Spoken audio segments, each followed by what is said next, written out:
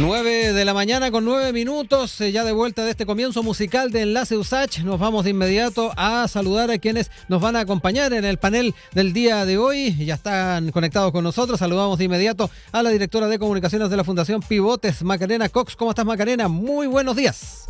Muy buenos días, muchas gracias por la invitación. No, gracias a ti, Macarena, lo mismo que al director ejecutivo de la Fundación Chile 21, Daniel Grimaldi, que también ya está junto a nosotros. ¿Cómo estás, Daniel? Hola Rodrigo, ¿qué tal? Saludos a todos, buenos días. Oigan, varios temas que queremos, como decíamos, abordar, pero no quiero dejar pasar la oportunidad de preguntarles un poquito bien breve, saliéndonos un poco también del esquema y muy en el ánimo veraniego. ¿Ya han podido tomarse algunos días? ¿Están tirando las vacaciones para febrero? ¿Cuál es el panorama de cada uno de ustedes, Macarena? Yo honestamente aún no tengo definido lo que voy a hacer. Me ¿Ya? voy a tomar unos días en febrero, pero aprovechando la pregunta, aprovecho a pasar el dato para la gente que todavía está pensando qué es lo que podría hacer. Recuerden que Chile salió por segundo año consecutivo como el mejor destino verde del mundo, ganándole a varios países. Así que una buena alternativa es revisar la página del Cernatur y ver qué opciones distintas existen para visitar con los amigos o en familia. Exacto, buen dato ahí de Macarena para poder también buscar destinos a propósito de esta temporada veraniega. Daniel, en tu caso, ¿ya te has tomado algunos días? ¿Estás esperando febrero? ¿Cuál es tu panorama ahí? Mira, las vacaciones largas en febrero, durante Pascua y Año Nuevo, tuvimos un tiempito Sí. en la playa con la familia, pero las vacaciones largas en febrero en la montaña, a disfrutar de la tranquilidad y el aislamiento familiar, muy necesario siempre para comenzar el año. Exacto, y ese cambio de aire siempre necesario también pensando en lo que viene para el siguiente año. Ahí también escuchábamos a nuestro panel cómo se vienen las vacaciones, así que ahí también le dejamos a nuestros seguidores para que puedan comentar con nosotros. Nos vamos a los temas propuestos, Macarena, Daniel, y nos quedamos con temas vinculados a migración y particularmente, por un lado, señales que se están dando desde el gobierno, este inédito acuerdo para enfrentar el crimen organizado que firmaron Chile y Venezuela. De hecho, el subsecretario Monsalve viajó a Venezuela para llevar adelante esta firma, y entre lo acordado está el intercambio de información relativa a buenas prácticas investigativas, compartir información biométrica y también decadactilar. Es parte también de los diferentes elementos que caracterizaron esta firma de acuerdo. El subsecretario, sin ir más lejos, dijo que este convenio nos va a permitir construir un mecanismo de colaboración para compartir información respecto de personas que eventualmente son un riesgo para la seguridad de nuestros países. Pero en esta misma área, desde el país también están mirando con cierta atención, incluso preocupación en la oposición, lo que son, por ejemplo, cifras que se entregaron por parte del Ministerio del Interior del proceso de empadronamiento de migrantes irregulares, quienes con el procedimiento buscan optar regularizar su situación luego de haber ingresado por pasos no habilitados. La ministra Toá dio cuenta de que hasta enero eran 164.000 personas las que realizaron el empadronamiento, y eso está generando también cierta inquietud en la oposición, porque están algunos parlamentarios acusando de perdonazo por parte de la Moneda y están anunciando el envío de un proyecto de ley que regule las facultades de la Subsecretaría del Interior en el área. Son algunos temas que están marcando particularmente los temas de migración, pero que quiero empezar a comentar junto a ustedes. Macarena, ¿cómo te quedas, con qué sensación te quedas a propósito de un tema que podría ser visto de buena forma, que es estas conversaciones y esta firma de este acuerdo con Venezuela, pero por otro lado también las medidas que se están tomando a nivel de ministerio y que preocupan a los sectores de oposición? Sí, lo primero es decir que lo que dice el subsecretario Monsalve sobre un acuerdo de colaboración entre Chile y Venezuela para enfrentar el crimen organizado a mí no me preocupa. Uh-huh. Al contrario, este tipo como de labores se deben realizar en red con los países de toda la región para que las medidas sean efectivas, porque una vez que el inmigrante irregular sale de tu frontera, uno no puede desentenderse ni despreocuparse porque ya no está en tu país. Uh-huh. Tiene que haber un trabajo colaborativo. Sin embargo, lo que sí me preocupa es que el gobierno toma medidas que se contraponen a las que toma el Congreso. Hay como una completa desconexión sobre lo que hay que hacer y cómo se debe proceder. Porque por un lado, la ministra Toá dijo que en enero eran 164.000 las personas que realizaron el empadronamiento, y lo que muchos obviamente calificaron como perdonazo, pero por otro lado, la Cámara aprobó hace unos días un proyecto de ley que fue impulsado por el diputado Longton, que tipifica el delito de ingreso clandestino por pasos no habilitados.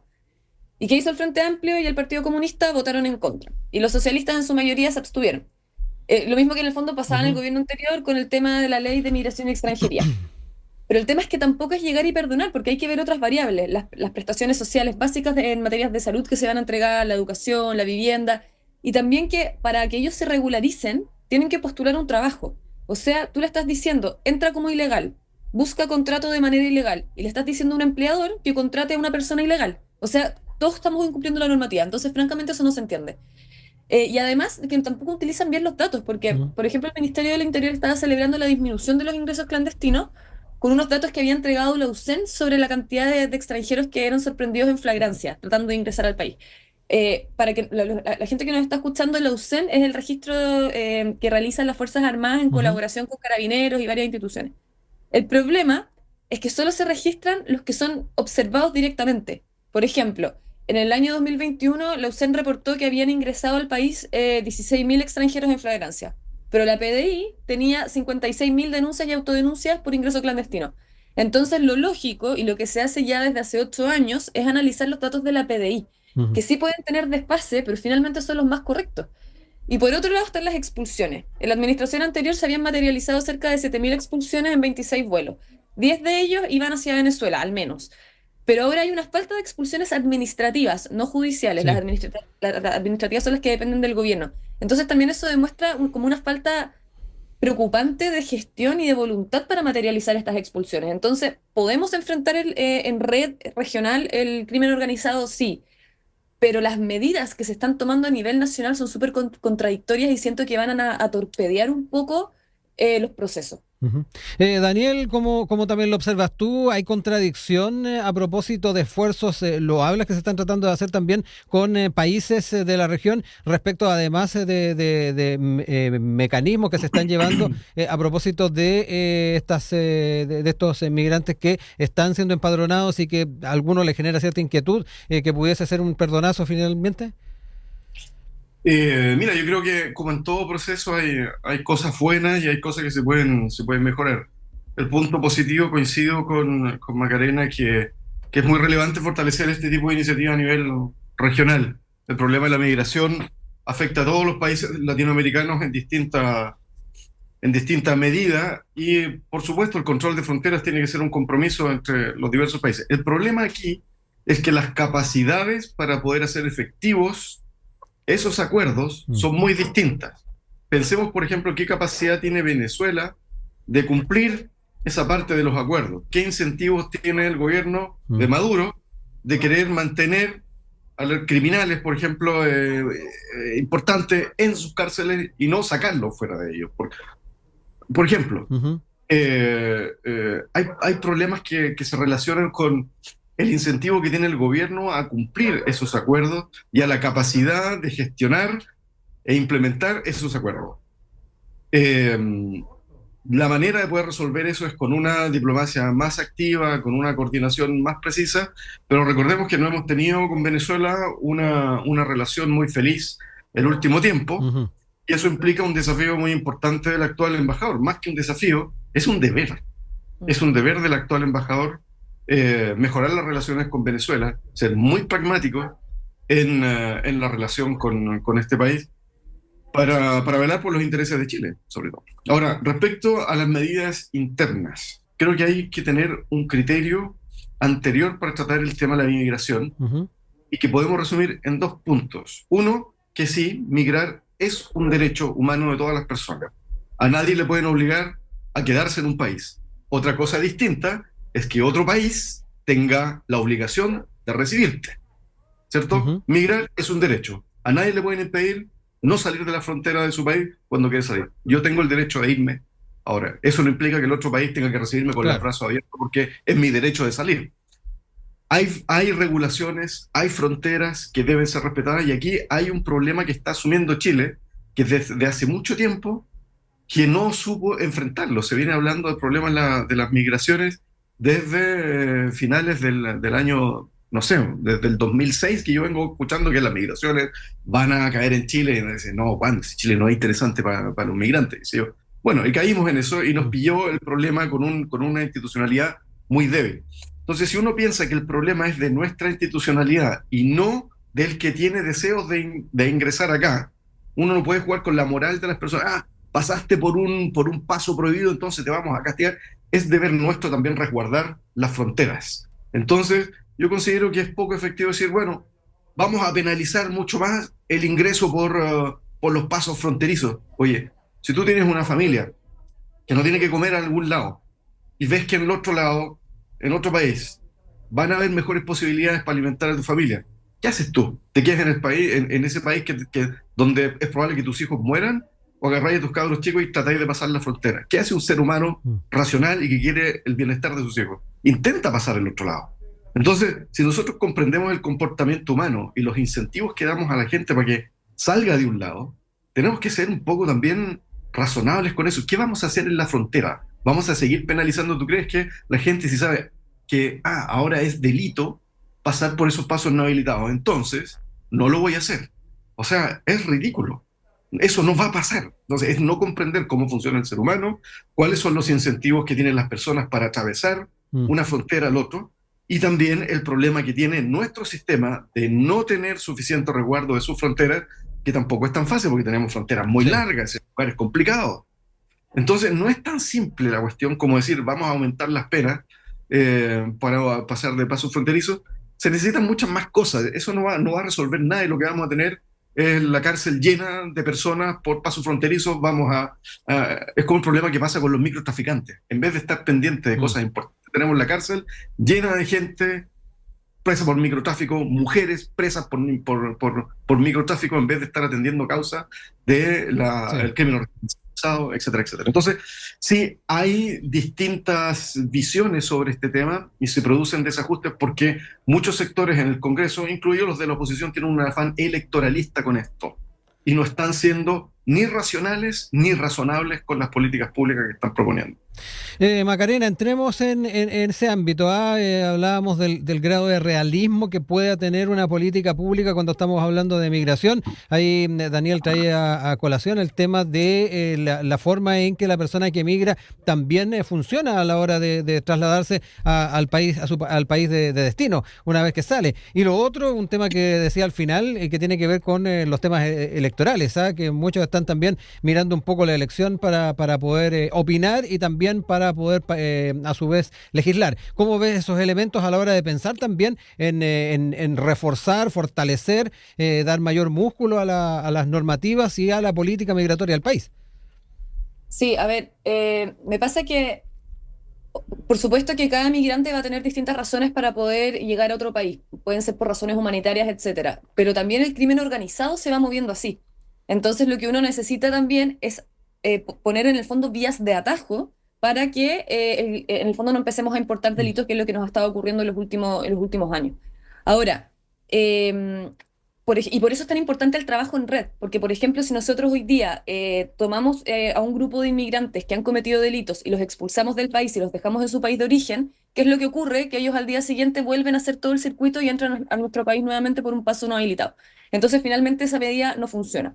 Hay medidas a corto plazo que puede hacer el gobierno que podrían, no sé si resolver, pero sí ayudar, que es, por ejemplo, lo primero es dejar sin efecto esta resolución que prohíbe devolver a Bolivia a los extranjeros no bolivianos, porque nosotros ya sabemos, a través de la PDI, que el 90% de todos los ingresos clandestinos son por ese país. Lo otro es permitir que las Fuerzas Armadas, por ejemplo, también puedan devolver a quienes ingresan ilegalmente al país. Porque hoy día lo que pasa es que están obligados a ingresarlos a Chile, entregarlos a la PDI y que al final, ¿qué es lo que ocurre? Se quedan todos en nuestro territorio.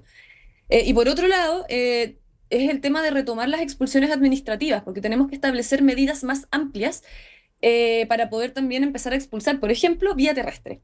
No necesariamente tiene que ser a través de un avión. Hoy día, por ejemplo, ¿cómo se llama? Ni en Bolivia ni en Brasil le piden visa a los ciudadanos venezolanos. Perfectamente se pueden sacar por un bus y llevarlos a su país. Y lo otro finalmente es como ya en el fondo apelar al sentido común. Hay que terminar en el fondo con esta mirada de incentivar el ingreso clandestino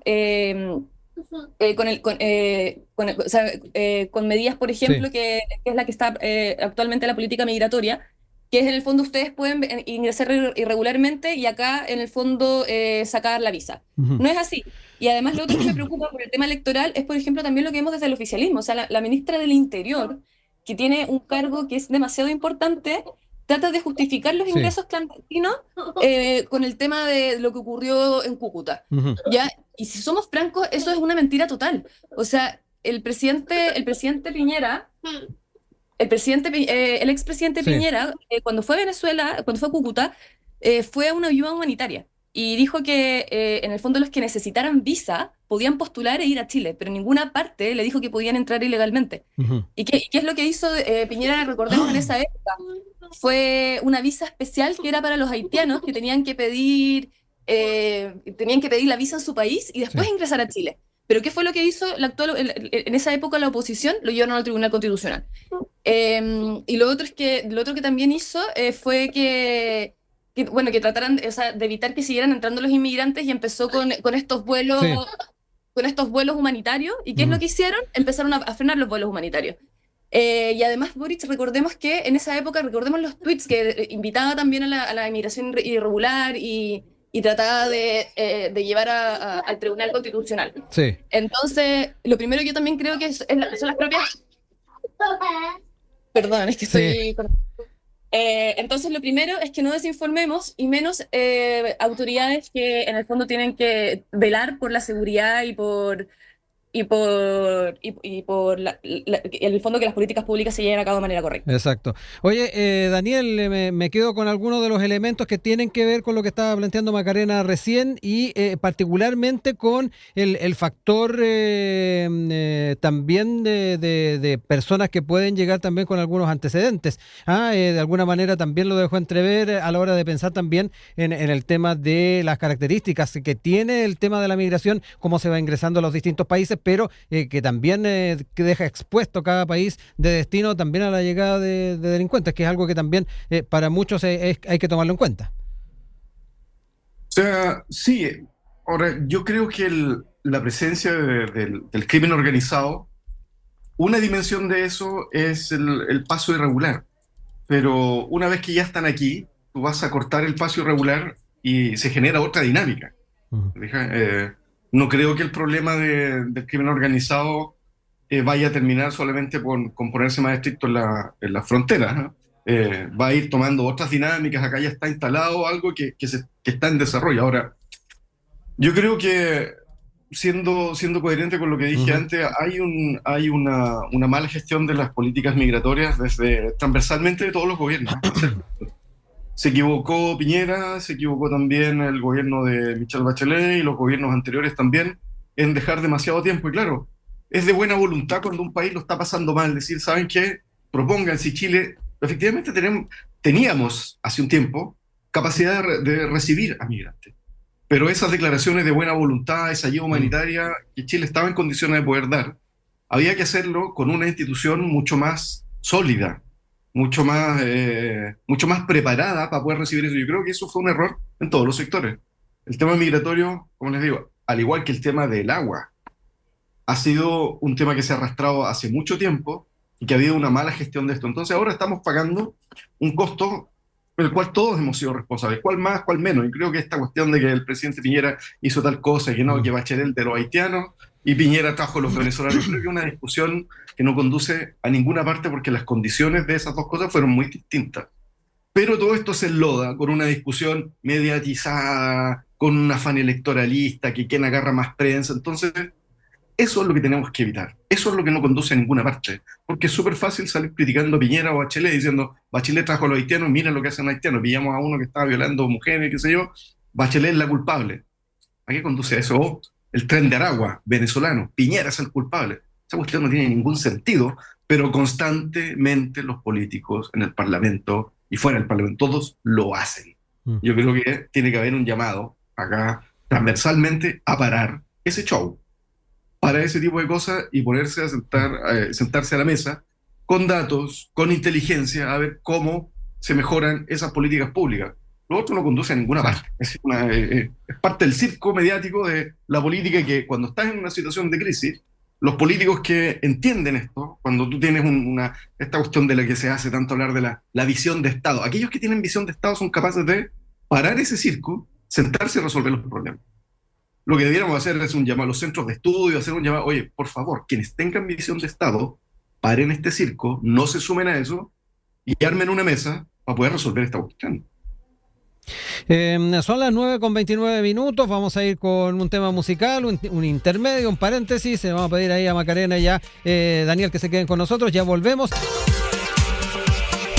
Son las 9:33, de regreso con ustedes acá en Enlace USACH, junto a nuestro panel, Daniel Grimaldi, director ejecutivo de la Fundación Chile 21, también Macarena Cox, directora de comunicaciones de Fundación Pivotes, tocando diferentes temas de la actualidad. Y ahora nos quedamos en el ámbito de las listas de espera, esto por no solamente las cifras que se han dado a conocer respecto a personas que han fallecido mientras estaban esperando ser atendidas, sino que además a propósito de las señales y también las propuestas que surgen desde el Ejecutivo. De hecho, la ministra Jimena Aguilera, también el subsecretario de Redes Asistenciales Osvaldo Salgado estuvieron exponiendo durante esta semana ante el Senado y dentro de los planteamientos que se hicieron es que las listas de espera no paran de crecer, pero disminuyen los tiempos de atención. Es alguno de los temas que se plantearon. Destacaron una caída de 378 días en la mediana de intervenciones quirúrgicas entre diciembre de 2022 y noviembre de 2023. En forma paralela, perdón, están también los puntos de vista planteados por el Colegio Médico. Y en ese sentido, Ana María Arriagada, que es la nueva presidenta del gremio, afirmó que el desafío es facilitar la permanencia de especialistas en los hospitales públicos. Otro de los planteamientos que hizo es que la gestión de listas de espera no se corrige solamente con más recursos. Se advirtió la falta de paramédicos, insumos, así como también el ausentismo en pabellón, que suele ser el problema tope. Varios diagnósticos, varias informaciones y también análisis que se hacen desde el Ejecutivo también del mundo médico y que queremos empezar también a comentar junto a nuestro panel. Daniel, parto contigo ahora para poder entrar en este tema que ha tenido también diferentes elementos, no solamente esta cifra que dábamos cuenta de quienes lamentablemente han fallecido esperando atención, sino que además lo que tiene que ver con lo que pasaba en una información que se supo hace poco en el Hospital Sotero del Río, donde también había personas que se saltaban la lista de espera, al menos en los informes que se dieron en ese ámbito. ¿Cómo ves este problema que pasan las administraciones y sigue siendo una piedra en el zapato? Exactamente, yo creo que hay que mirarlo así transversalmente. Si uno es serio en el asunto y no se pone partidista, tratemos de verlo así. Partiendo con eso, creo que debiéramos evaluar que tras los años debiéramos pensar si es que el sistema de salud chileno ha mejorado o ha empeorado, a grandes rasgos. ¿Cómo lo ha hecho Chile en salud? Los indicadores dicen que lo estamos haciendo mejor que hace años atrás. La salud pública en Chile ha mejorado. Si la comparamos con el resto de los países de América Latina, largamente la salud en Chile ha mejorado. Ahora, el problema es que la dinámica social también ha cambiado y hay nuevas exigencias.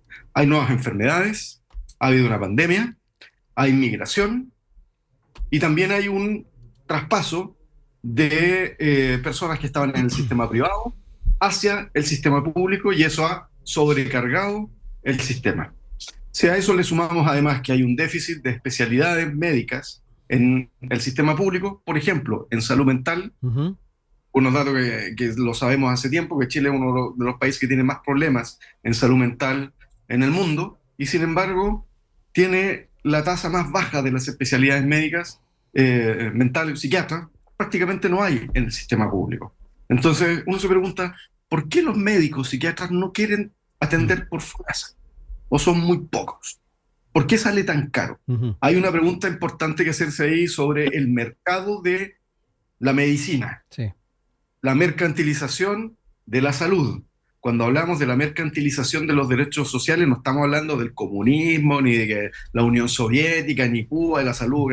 Estamos hablando de un principio en que la salud es una mercancía y que tiene un valor y que se transa. No estamos diciendo que no tiene un costo, que todo en la vida tiene un costo. Estamos diciendo que se transforma en una mercancía intercambiable en el mercado. Entonces, si pensamos que esas lógicas son las que dominan en esto, pongamos el acento donde debe ponerse. Primero, ¿la salud en Chile ha mejorado? Sí. ¿Y los problemas que tenemos, dónde están?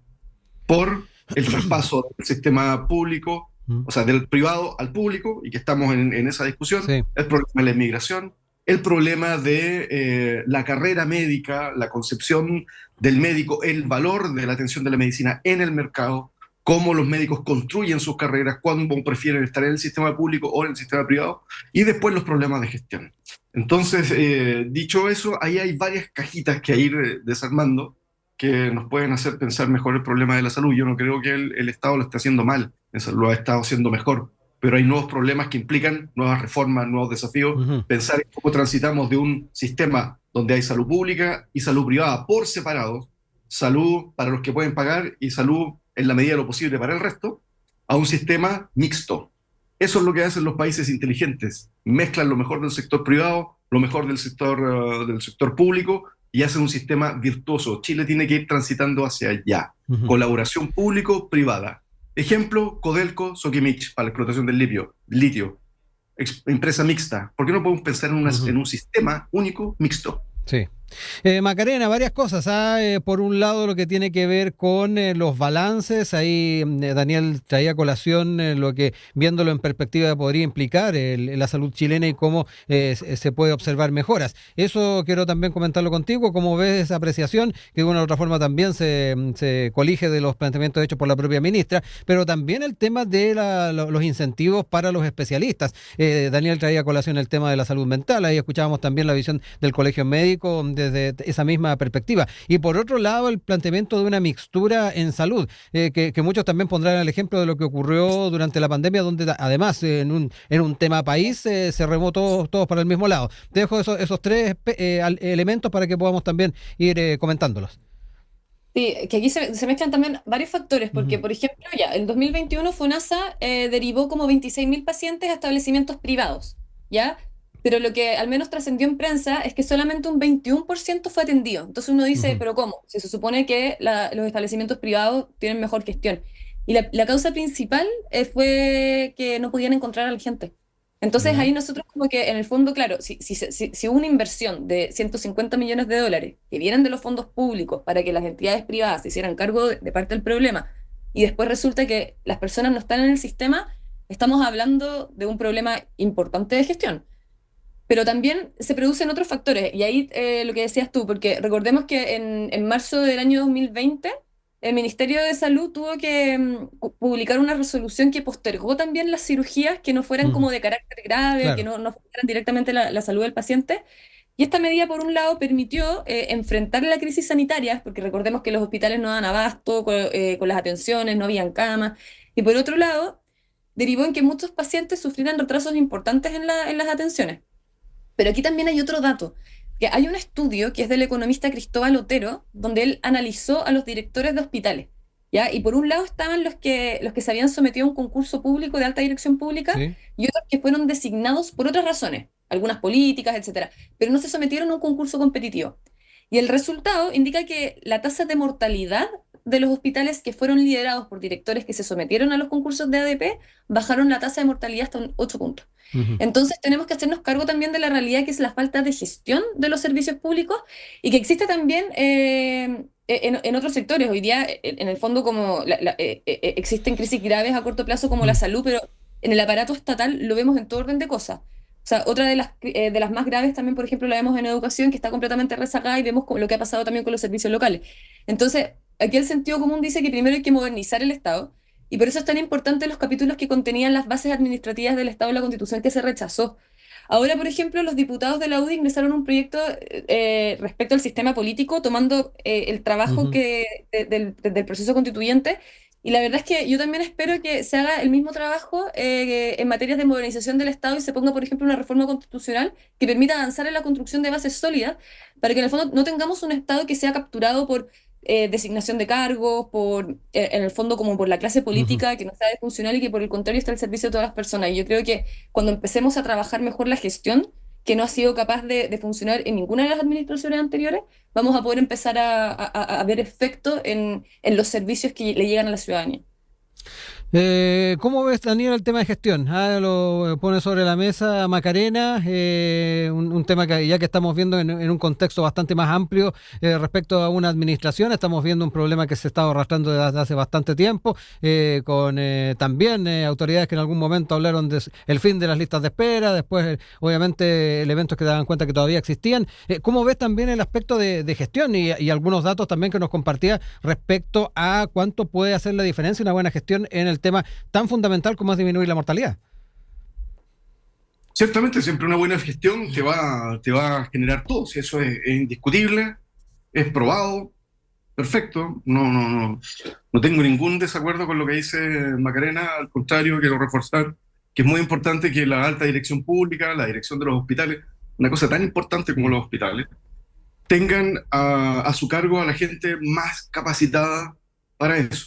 Eso es indiscutible, como todo servicio público debiera tener a los más altos. Parte de la modernización del Estado es que se incrementen los cargos tanto de carrera, pero también se haga una competencia virtuosa en los altos cargos que roten por evaluación, qué sé yo, que disminuir el porcentaje de personal político, que es importante también que haya personal político, pero ¿dónde? ¿Necesitamos un jefe de departamento? ¿Necesitamos un jefe de división político? ¿O necesitamos un gabinete y un ministro bien sólido, fuerte? Yo creo que es eso. Necesitamos eso. El resto tiene que ser una burocracia bien aceitada, una burocracia modernizada, una burocracia en el buen sentido de la palabra. Dicho eso, creo que al sistema chileno le hace falta no solo la gestión y la modernización. Eso es un punto importante que es insoslayable para cualquier administración. Pero aquí hace falta, creo yo, una dimensión ética, que es una discusión que no damos frecuentemente y que se piensa que el mercado resuelve ese problema. ¿Por qué un médico tiene que ganar lo que gana un médico?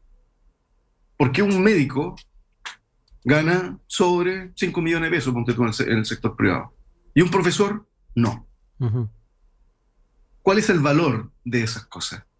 Entonces creo que si profundizamos un poquito en eso, creo que podríamos ir sacando cosas más interesantes. Hay una discusión ahí verdaderamente central, creo yo. Lo de la gestión, por supuesto. Cualquier médico, sea cuánto gana, a todos se les va a pedir lo mismo porque estamos hablando de una cuestión central que es la vida de las personas, la salud. No hay discusión en el tema de la gestión. El punto es por qué la medicina cuesta lo que cuesta hoy en día, el valor del médico, por qué se le considera en el mercado superior que otro, por qué tienen esa posición. No todos los sistemas son así. Los que tuvimos la suerte de vivir en otros países nos hemos dado cuenta, yo viví mucho tiempo en Francia, es otro el valor del médico. Por ejemplo, acá, una cuestión muy sencilla, tú no hablas de plata, del costo de la medicina con tu médico. Oiga, ¿cuánto me va a cobrar y por qué me está cobrando eso? Cuando me ha tocado me tocó en Francia una consulta privada porque hay un motivo por urgencia, qué sé yo, y el médico me pasaba su boleta, mira, te voy a cobrar tanto. Y recuerdo haber tenido una conversación con el médico, ¿y por qué estás superando la tarifa que es la normal? Y el tipo me explicaba, no, mira, porque compré un nuevo equipo, entonces tienes una relación, el tipo estaba consciente que había una relación comercial y tenía que explicármela. Acá no, acá es como, yo tengo la posición de salvarte tu vida, por lo tanto, tú vas a conversar con el otro, ¿cómo me vas a pagar en cuotas lo que esto sale? Entonces, se fijan que hay una relación distinta si pensamos en el caso español, uno de los sistemas de sanidad más sólidos de los que tiene Europa. También los médicos no tienen ese estatus sacrosanto que tienen y son funcionarios que funcionan también bajo presión. Hay otro valor. No es que tengan menos valor, sino que tienen un valor de sentido común, de pertenencia a toda la sociedad. ¿Se fijan? Entonces, cuando hablamos de la mercantilización de la salud, estamos hablando de eso, del valor y de la transformación de un derecho social en una mercancía. Creo que ahí está el principal problema de nuestro sistema.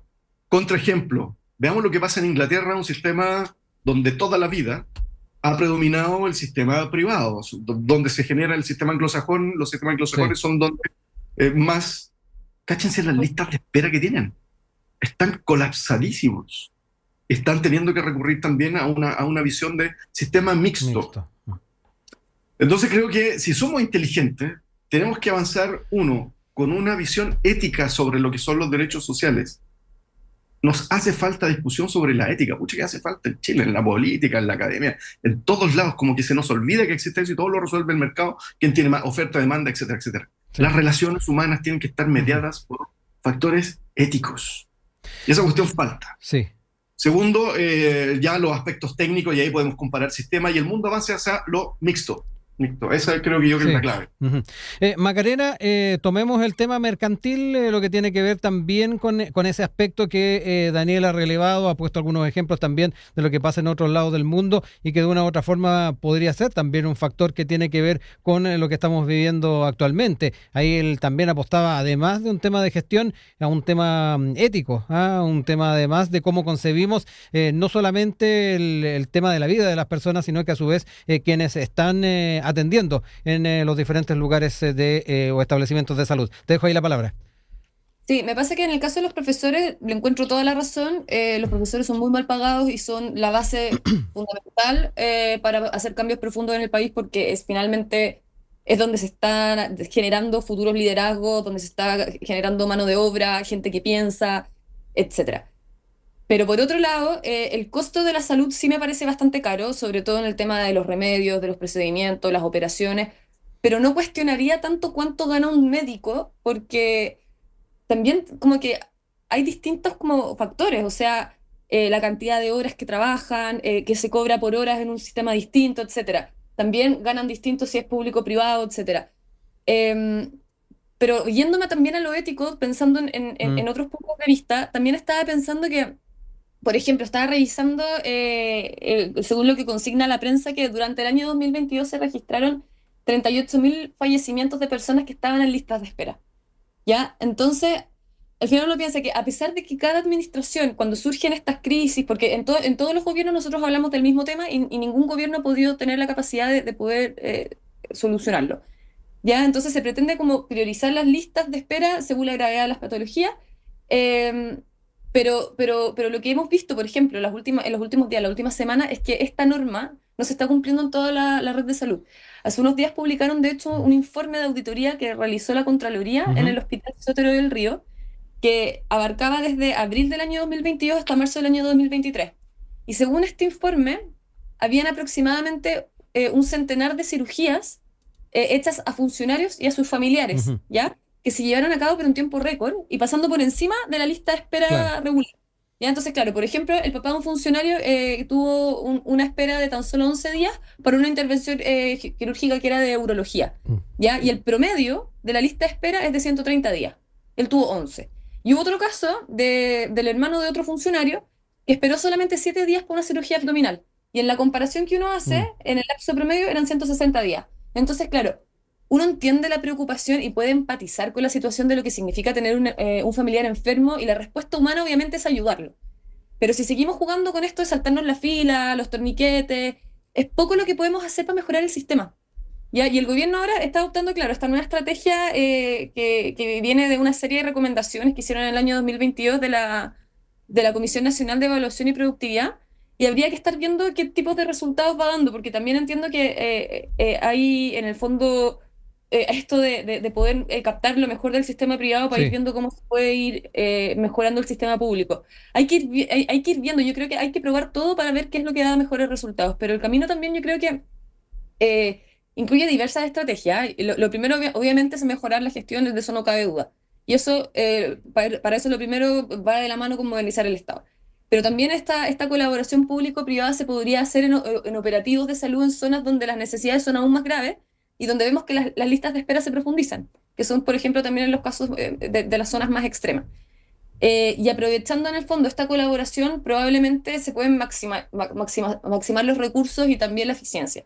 ¿Ya? Pero Ujú. otro dato que también me parece clave es que también podría haber mayor participación de las universidades y otros equipos de salud, porque las instituciones académicas pueden aportar no solamente en conocimiento, sino que también en recursos que son súper innovadores. La Universidad del Desarrollo, por ejemplo, hoy día está liderando en la escuela de medicina porque trabaja en el fondo con sistemas muy Mm. modernos como de robots para poder ir probando en tiempo real.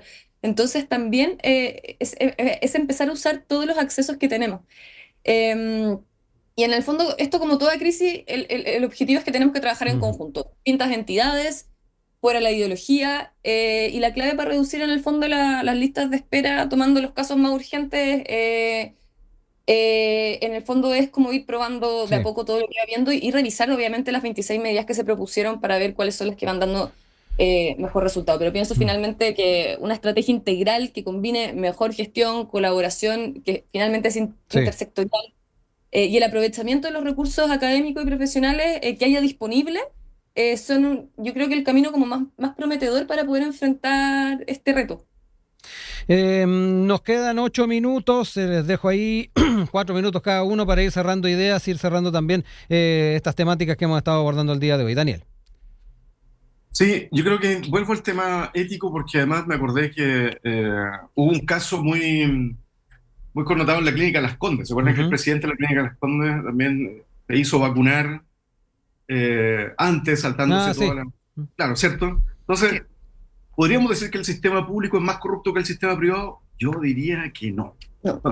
Lo que conocemos en el último tiempo es corrupción en la política, en el sistema público, pero también casos súper importantes de corrupción en el sistema privado.